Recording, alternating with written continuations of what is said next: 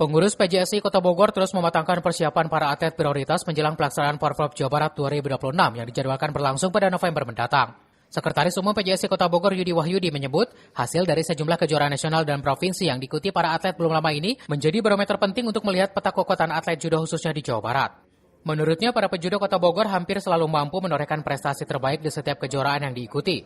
Hal tersebut menjadi modal besar bagi PJSI Kota Bogor untuk mempertahankan dominasi dan meraih target prestasi pada ajang Porprov Jabar 2026.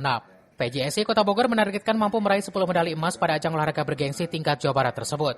Tim judo Kota Bogor, kalau kita mengacu ke hasil babak kualifikasi, karena babak kualifikasi di PJSI Jawa Barat sudah ada ketentuan seluruh atlet PON 2024, PON bela diri yang meraih medali atau tergabung dalam tim Jawa Barat, mereka tidak diharuskan mengikuti babak kualifikasi.